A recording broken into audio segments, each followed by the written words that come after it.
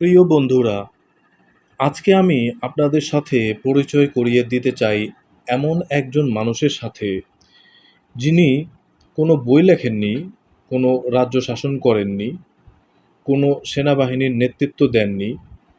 তবুও আজ থেকে ২,৫০০ বছর পরেও তার নাম পৃথিবীর প্রতিটি বিশ্ববিদ্যালয়ে, প্রতিটি দর্শন ক্লাসের ক্লাসরুমে উচ্চারিত হয়। তিনি হলেন সক্রেটিস। প্রাচীন গ্রিসের এক অসাধারণ দার্শনিক, যাকে বলা হয় পশ্চিমা দর্শনের জনক।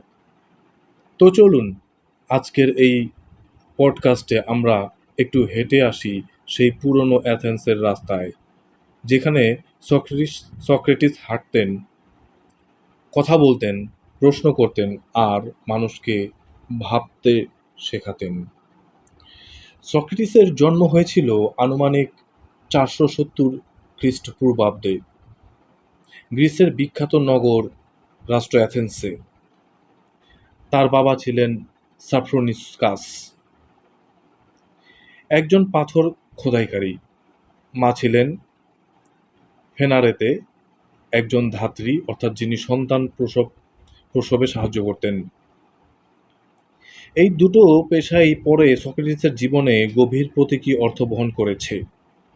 বাবার কাছ থেকে তিনি পেয়েছিলেন কঠোর পরিশ্রম আর নিষ্ঠার শিক্ষা, আর মায়ের পেশা থেকে অনুপ্রাণিত হয়ে তিনি নিজেই বলতেন, আমার মা যেমন সন্তান প্রসবে সাহায্য করতেন, আমিও তেমনি মানুষের মন থেকে সত্য বের করে আনতে সাহায্য করি। এই পদ্ধতিটিকে তিনি বলতেন মায়োট্রিক্স মায়োট্রিক্স বা সত্যের বিদ্যা।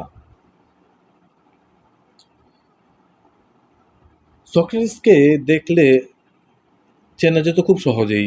তিনি ছিলেন খাটো, মোটা-সোটা, চ্যাপ্টা নাক আর বড় বড় চোখের একজন মানুষ,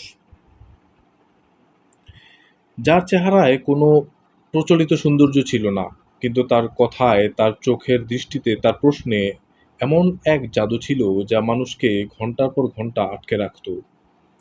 তিনি বেশিরভাগ সময় পায়ে হাঁটতেন, সাধারণ পোশাক পরতেন, বাজারে, মন্দিরে, খোলা চত্বরে যেখানেই মানুষ পেতেন তাদের সাথে কথা বলতেন।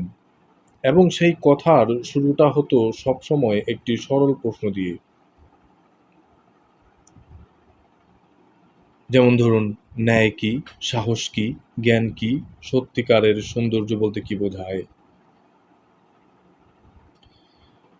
সক্রেটিসের সবচেয়ে বড় অবদান হলো তার সক্রেটিক মেথড বা দ্বান্দ্বিক পদ্ধতি। এটি কি? তিনি কখনো সরাসরি কোনো উত্তর দিতেন না, বরং তিনি প্রশ্নের পর প্রশ্ন করতেন। এমনভাবে যে প্রশ্নের জালে পড়ে মানুষ নিজেই তার নিজের ভুল ধারণা আবিষ্কার করত, নিজেই খুঁজে পেত তার সত্যের কাছাকাছি কিছু একটা। একটু সহজ করে বলি। ধরুন কেউ বলল, আমি জানি সাহস কি। সক্রেটিস বললেন, বেশ, তাহলে বলো সাহস কি? সে বলল, যুদ্ধের ময়দানে না পালানোই সাহস। সক্রেটিস বললেন, তাহলে যে সৈনিক পিছু হটে, শত্রুকে ফাঁদে ফেলে, সে কি কাপুরুষ? আর সেখান থেকেই শুরু হতো এক গভীর যাত্রা, যেখানে মানুষ বুঝত তারা আসলে যা জানে বলে ভেবেছিল তা ততটা স্পষ্ট নয়। এই পদ্ধতি আজও শিক্ষাক্ষেত্রে, আইনে, বিজ্ঞানে, দর্শনে ব্যবহৃত হয়। সক্রেটিসের সবচেয়ে বিখ্যাত কথাটি হলো, আমি জানি যে আমি কিছুই জানি না।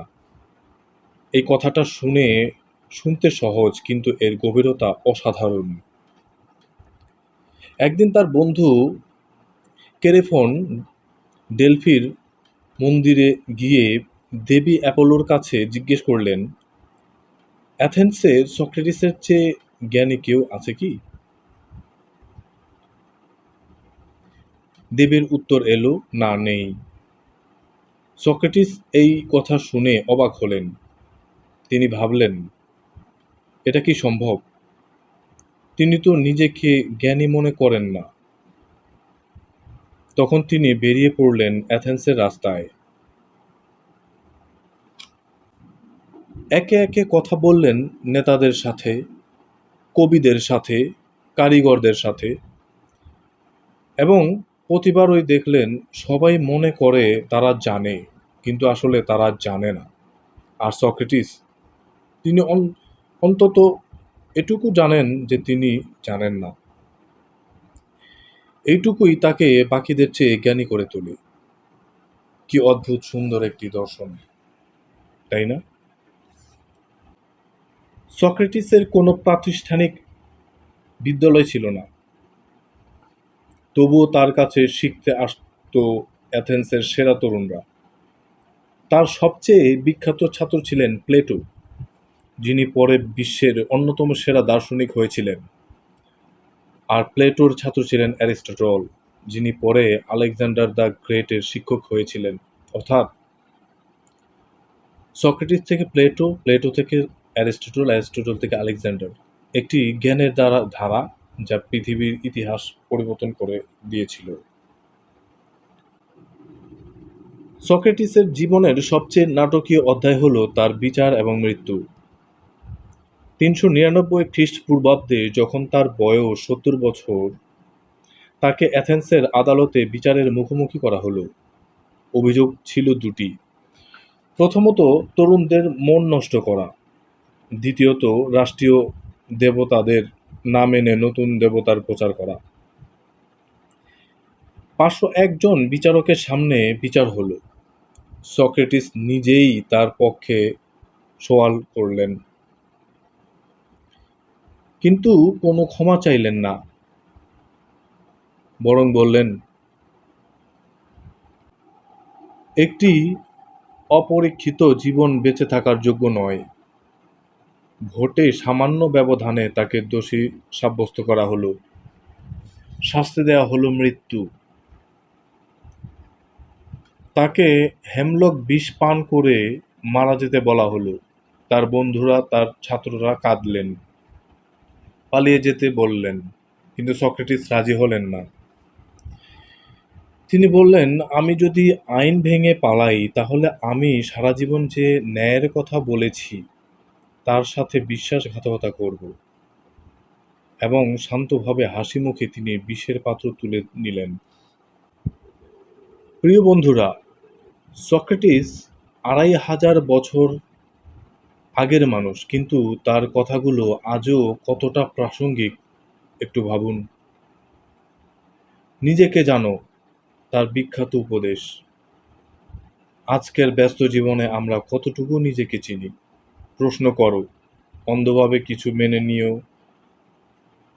প্রশ্ন করো, অন্ধভাবে কিছু মেনে নিও না। যা শুনছো তা নিয়ে ভাবো। জ্ঞানের বিনয়, যত বেশি জানবে তত বুঝবে কতটুকু অজানা রয়ে গেছে। চাপে পড়েও সত্য থেকে সরে যেও না। সক্রেটিস কোনো বই লেখেননি, কোনো সম্পদ রেখে যাননি, কিন্তু রেখে গেছেন এক অমূল্য উত্তরাধিকার: চিন্তার স্বাধীনতা এবং সত্যের সাহস। তার মৃত্যুর পরে তার ছাত্র প্লেটো লিখেছিলেন, তিনি ছিলেন তার সময়ের সবচেয়ে জ্ঞানী, সবচেয়ে ন্যায়বান এবং সবচেয়ে ভালো মানুষ। আজকের এই পডকাস্টে আমরা শুধু একজন দার্শনিকের গল্প শুনলাম না, আমরা আসলে জানলাম কিভাবে একজন মানুষ তার বিশ্বাসের জন্য মৃত্যুকেও বেছে নিতে পারে। আশা করি আজকের এপিসোডটি আপনাদের ভালো লেগেছে। যদি ভালো লেগে থাকে তাহলে শেয়ার করুন, কমেন্ট করুন। আল্লাহ হাফেজ। পরের এপিসোডে আবার দেখা হবে।